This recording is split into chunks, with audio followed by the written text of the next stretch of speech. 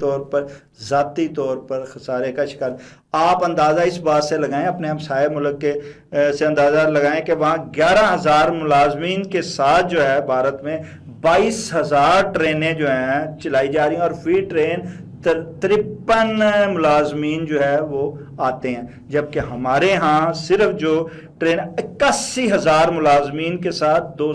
صرف 28 ٹرینیں جو ہیں وہ چلائی جاتی ہیں، اور فی ٹرین 350 ملازمین آ رہے ہیں۔ خدا کا خوف کریں جب اتنا بوجھ ہوگا۔ اچھا، پھر کہا جاتا ہے کہ جی پینشن اور اس کے جو ملازمین کی طرح ہیں وہ ہم نے، جب آپ ایک بھرتی ایک طوفان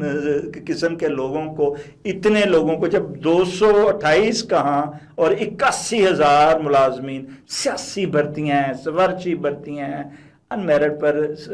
جو ہے وہ بھرتی ہیں، جب اتنا بوجھ آپ ڈالیں گے، اور پھر اس میں آپ یہ دیکھیں اس میں بھی کہ افسر شاہی کی یشیاں،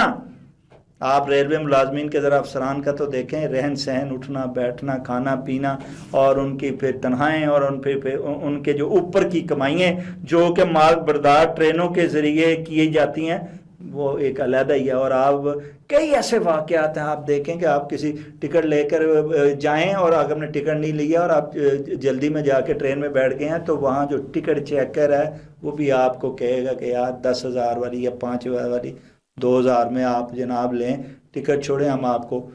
کراس کروا دیں گے اسٹیشن، کسی کا بھی کوئی مسئلہ نہیں ہے ایسا۔ آپ بتائیے جب یہ حالت ہوگی اس ملک کی تو کیسے جو ہے وہ ریلوے خسارے میں نہیں جائے گا؟